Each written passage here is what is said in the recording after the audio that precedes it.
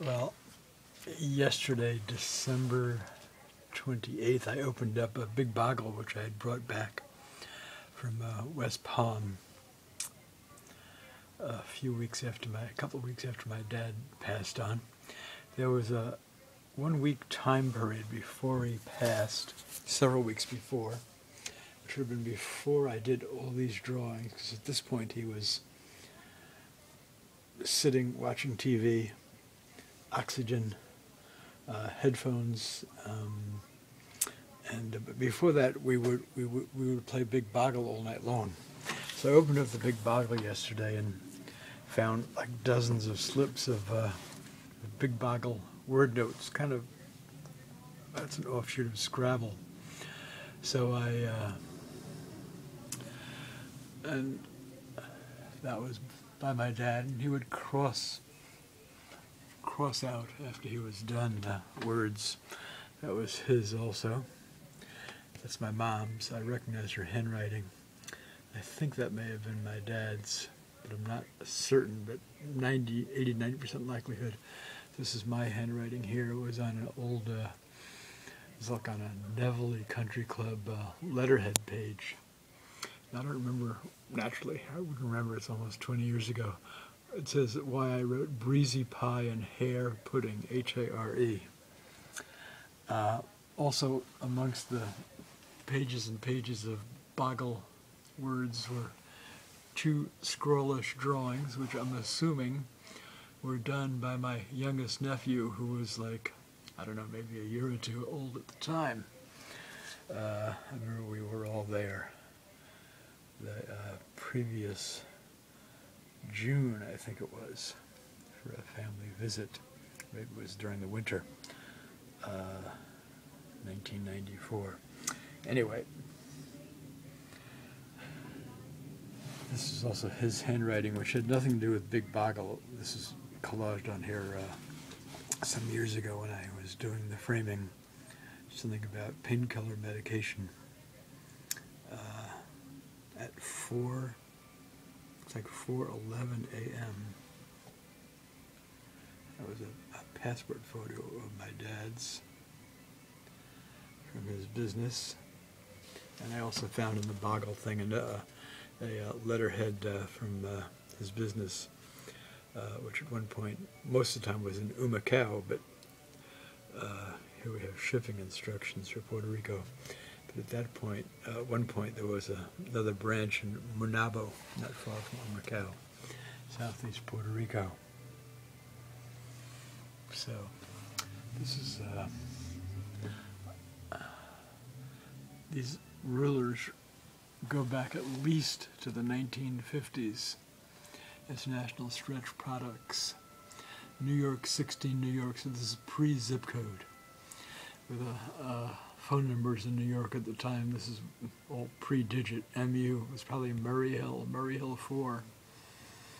And there's another one here, Elastic Braid Manufacturers Association, New London, Connecticut. An old bookplate of my folks. An excerpt from a letter my father sent me on May 12, 1986. Excerpts from a letter he sent me in 1982. He always wanted to know, making any sales, making any sales, making any sales when I would be having an exhibit. That's my folks' wedding photo, or a photo of the wedding photo.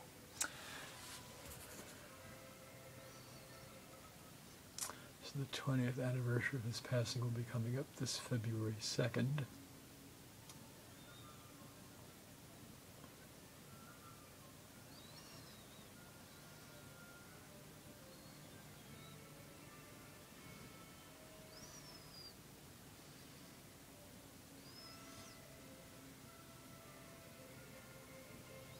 I don't remember where I got this from. Some magazine. Learn open heart surgery. Train quickly in 8 short weeks by mail for a big future in the wide open surgical field. Big pay, full-time work. Diploma-like certificate issued upon final tuition payment. Our school has already graduated thousands of successful surgeons now working in hospitals all over. I should have taken the course. there you have it. This was his, one of his eyeglass cases. Associated optometrist. Also, it has to be from the, I'm guessing from the 50s, the early 60s. The phone number is Longacre 3, 3243 in West 34th Street, New York.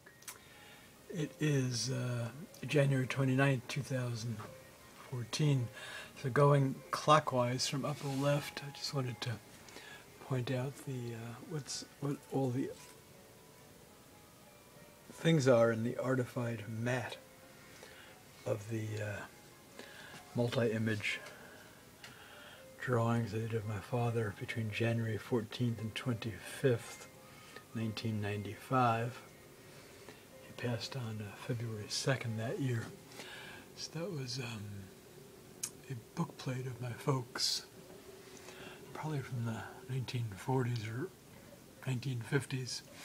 This is an excerpt from a letter he sent me May 12, 1986. Dear Kenny, your letter of March 18th, 86 about my feelings regarding embracing and hugging you at the airport on December 14th, 1985. It was at the moment a spontaneous reaction to your leaving for faraway Seattle. Your indefinite plans about leaving for Japan or Europe again from the West Coast, my feelings that my little Kenny was now a grown man, mature in ways that I had not noticed or been aware of before. I certainly didn't feel like that a year previously when you had returned from Poland and there was that incident with the... And then there's another excerpt from the same letter here in this white section. Perhaps I too was growing up, and what I did do instinctively. I don't recall my father ever hugging me or kissing me, nor did he. Love, Daddy. Okay, continuing here. This is from, I opened up a big boggle last night, which I had brought back after a couple of weeks after he passed on when I came back home to Seattle. And there were pages and pages of big boggle words going back at least half a year, including by my mom, myself, and other family members. There were two drawings in there which I'm convinced would have been done by my youngest nephew, who was, I don't know, 2 or 3, something like that, at the time of the last family visit in West Palm, which was sometime in '94, might have been summer '94. This was from my dad's business. You can tell it's pre-zip code, so it's pre-1960 or so. International Stretch Products, Madison Avenue, New York, 16 New York, with a alphabetical non-numeric phone number. MU was probably Murray. I'm guessing Murray Hill 47970. There's the folks, a photo of the folks' wedding photo. So for about a few weeks before he passed on, my dad and I played boggle all night long in the kitchen table. So here's my boggle notes are written on a Neville Country Club, Ellenville, New York, place I used to go to as a kid, the Borscht Belt. It says here, this is my handwriting, breezy pie and hare pudding, H-A-R-E. I believe these are written by my dad, these boggle words by my mom, these by my father for sure. I recognize that scroll anywhere. And inside the boggle set was also a page with his letterhead from one of his business addresses in Puerto Rico, Manabo, Lady Lillian Incorporated, which was named after his mother, my paternal grandmother.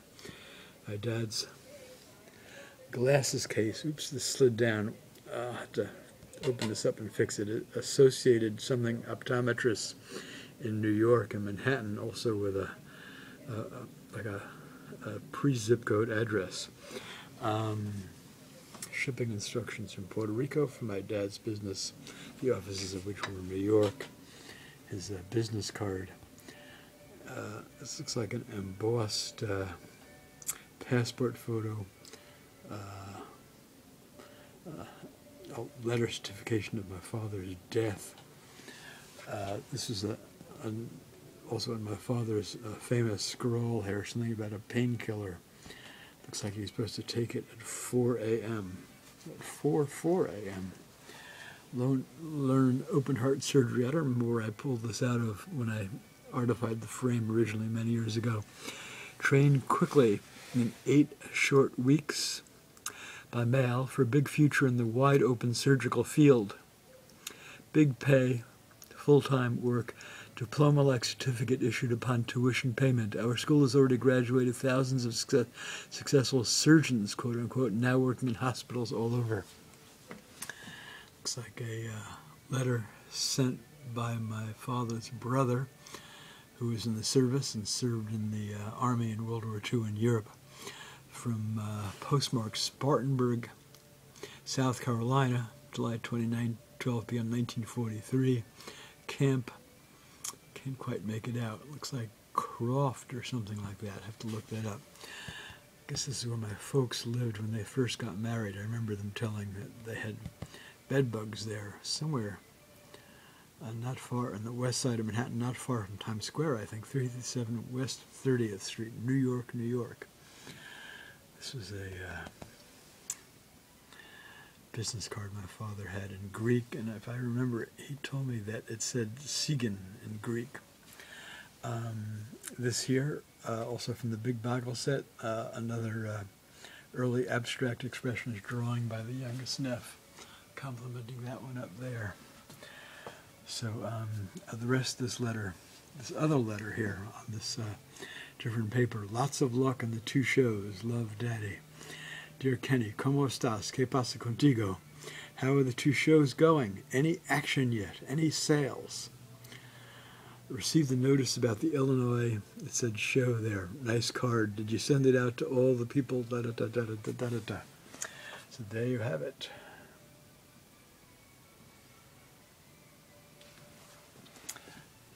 I'm going to read my own notes here. Dad's hand and arm, January 25th. 2 hours after saying goodbye to me and asking me if, am I dead yet? Well, that sounds like Dad's sense of humor.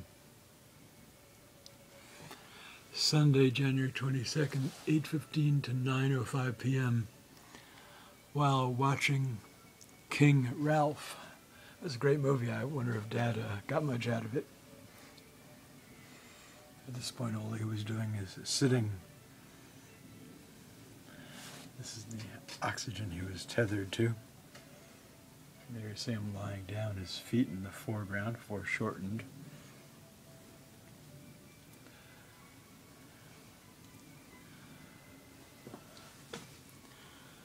This one says, hand was shaking, and I'm not referring to my hand, I would have been referring to his hand. 8 to 9:35 p.m., also January 25th. This one here was done January 23rd.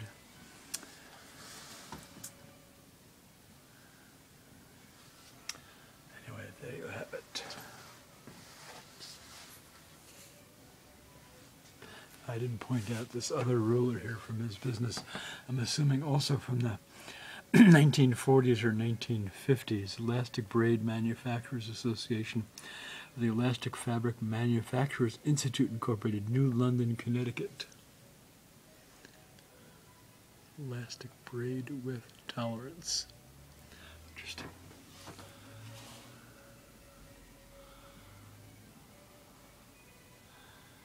I guess elastic must have been something new at some point or another. There you have it. His boggle words include, looks like Ford, feet, fear, rent. What's that called? That game? We did that when he was dying. Oh.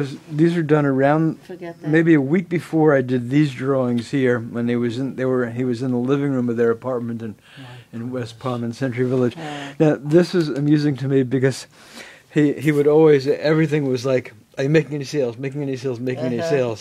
My mother never used to ask, but like for Mm-hmm. a couple of years, she isn't doing it now that she's 96, but a year or two ago, when I would call her, my mother would be asking, are you selling any art? And she kind of like took on this role, like just out of the blue, Yes. that my father did, you know, Yes, yes. 25, Oh. 35, 45 years ago. Uh-huh. So, Uh-huh. Oh, yeah.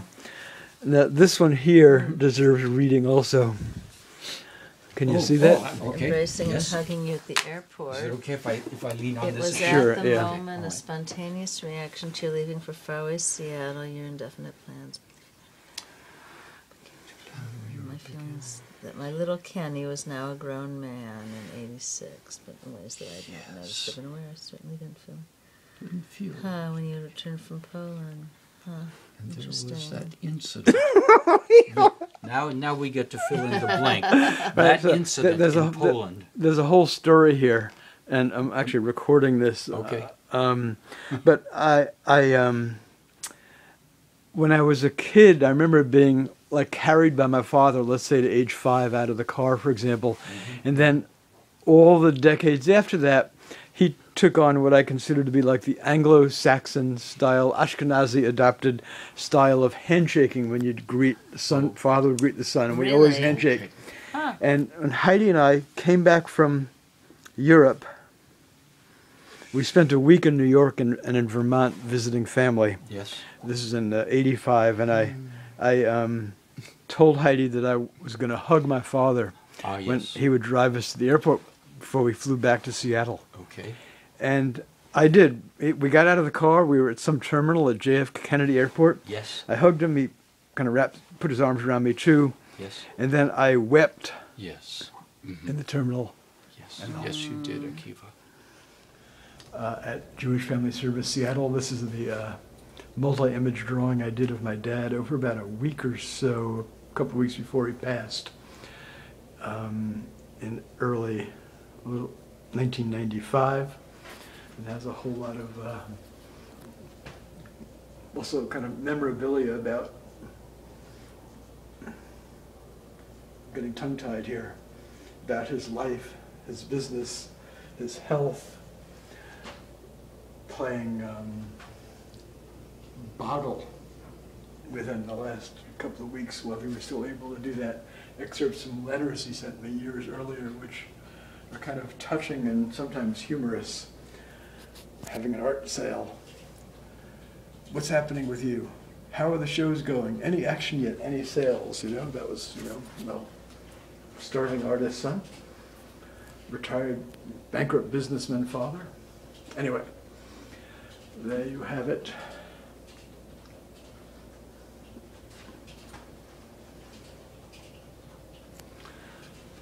This goes back to these things back to probably the 1950s from his work business days. And I'm just going to mention here, no, it's okay, that it's Thursday, May 25th. My father was born on May 18th, 1917. So 100th anniversary of his birth was last Thursday. Naturally, he came to mind. And there you have it, a life remembered. And voila. This is a photocopy of the column by Jon Hahn, who was a PI, Seattle Post Intelligencer, aka Seattle PI, kind of people-themed columnist for many years, now long retired. Published June 6, 1995. There's John. There's the photograph which was taken by PI photographer Paul Joseph Brown of in my art studio with my holding a photograph I enlarged, cut out in the shape of, and put on a stick, kind of like as if I was at a demonstration, needed extra demonstrators. My father and I, 1964, wearing identical style black horn-rimmed glasses of the time period, and I have a LBJ for President button on my, like around my belt on my hip. Johnson ran as the peace candidate in 1964 against Barry Goldwater. There's the multi-image drawing.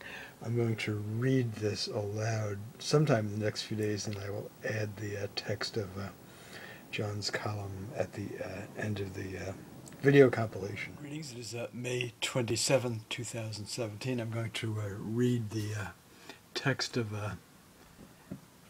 Jon Hahn's June 6, 1995 published article. He wrote in the Seattle PI, the Seattle Post-Intelligencer. There's the photo enlargement I had made from a 1964 photo of my father and I.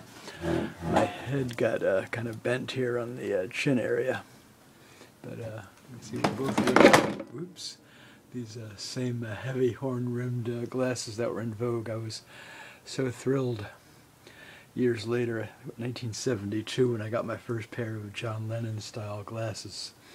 And here you can see I was a 14-year-old supporter of the American presidential peace candidate, Lyndon Baines Johnson. So, and here's a photo of my dad. I'm guessing he looks to be about, I don't know, 6th, 7th grade. I don't know what the graduation was for. He's quite dudered up in terms of duds. And this would have been in Upper Manhattan. And, okay, on to the article. I think I'll turn the camera towards me here, and I will try to read clearly. Art Soothes the Hurt of a Father's Death by Jon Hahn.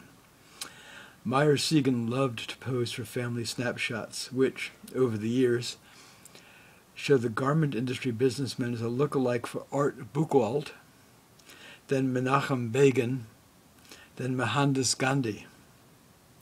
But the most poignant likenesses of the man everyone back in Queens called Mike were those drafted by the facile hands of his son, Kenneth Akiva Segan. The Seattle artist, who uses both his given name and his adopted Hebrew name, sketched and kvetched with his father on his deathbed, showing a tired, drawn old man with an oxygen cannula in his nose and barely a breath of life in his face. And even after death overtook the father in a Florida hospice last winter, with his wife and 2 sons at his side, the artist's son did a death mask drawing showing the shell of a man who had earned a living the hard way as a small and very independent businessman. Every struggle is etched deeply on the 77-year-old face. In a way, the younger Segan was able to draft a closure of sorts in his relationship with a strong-willed father who had worried aloud often about the career choice of, quote, my son, ... the artist, end of quote. He had suggested more than several times that a job with the post office would at least provide a steady income and benefits. Parents of artists and musicians and actors worry about things like that. Quote, my father and I related primarily, if at all, in politics, said Segan, 43. He was an unrepentant liberal and believed in full employment. You taught someone how to read, a skill to work, and you gave that person dignity, end of quote. And in one other issue, they both were very reformed former smokers. Father and son, who started smoking in their teens, were members of STAT, Stop Teenage Addiction to Tobacco. The addiction had been lucky strikes for the old man. It was roll your own drum cigarettes, then Benson and Hedges menthols for the artist, whose tiny Pike Place gallery space window overlooking Western Avenue now displays a sign, don't smoke. A tumor is no joke. One of his earliest memories about growing up in Queens was when he and his brother bought their father a whole box of cigars for his birthday, even though he smoked them only occasionally. He'd smoked cigarettes, Lucky Strikes, 2 packs a day, beginning when he was a teenager. We learned later, after all his health problems, that he had diminished lung capacity. The doctor said his lungs were scarred from years of smoking. End of quote. The repeated scientific studies, including the original Surgeon General's report now 3 decades past, have a psychological domino effect on smokers and their families. Like Segan, I was with my father just before he died. He'd stopped smoking long before, but an x-ray showed a lung spot the size of a pencil eraser. Within weeks, he withered and died, a big barrel of a man who, at the end, I could lift out of bed almost like a child. So Segan and I aren't surprised at news reports like another last month, showing that ex-smokers have a substantially higher risk even decades after quitting the weed. Smoking is responsible for 90% of lung cancer. Another study at the Johns Hopkins School of Medicine proved that cigarette smoking causes a genetic mutation that allows cancer cells to flourish. I created my own closure by writing about my father's death more than a decade ago. I haven't taken up the anti-smoking cause, nor have I put down my cigars. Segan, the artist, saw his father's death coming for at least that long. The man had more than 24 cancer-related surgeries, numerous chemo and radiation therapies, heart disease, and a quadruple bypass and related heart problems. I remember how he looked after the bypass surgery, with tubes in his nose and mouth and penis, and intravenous feeding tubes and the electrodes. He couldn't talk, but he looked at me and tears ran down his cheeks, Ken recalled. It was that image that compelled me to stop smoking 1 year later. At play here are several overlapping stories that, like the son's canvases, stand alone or work as part of a whole. Meyer, the father, described by the son as a die-hard Lower East Side New Yorker, a man with, let us say, very progressive political leanings in the 1930s, who survived by taking his ladies' garment business offshore to Puerto Rico, but insisted its workers be represented by the International Ladies' Garment Workers Union. And the artist's son can laugh when describing how he found his visiting father up early in the kitchen of a bug-infested Seattle apartment, using his shoe, quote, like, and in parentheses, Soviet Premier Nikita, into parentheses, Khrushchev of the United Nations to kill cockroaches on the kitchen table, exclamation. There is a small irony, perhaps, in Akiva's ongoing project, 50 artworks dealing with people in the World War II Warsaw Ghetto, titled Under the Wings of God. The multiple images of people melded with exquisitely detailed wings drawings has grown into a vehicle for education on the Holocaust. That project is his artistic and cultural raison d'etre. But the drawings of his father are both very personal, and that he should share them a matter of strong social conscience. And then below that it says that Jon Hahn is a staff columnist who writes 3 times a week in the PI. Thank you, Jon. I'm going to try to contact Jon if I can find him. He's 10 years older than me, lives out somewhere in the county, Snohomish or somewhere. And he did a great job writing this. So there you have it.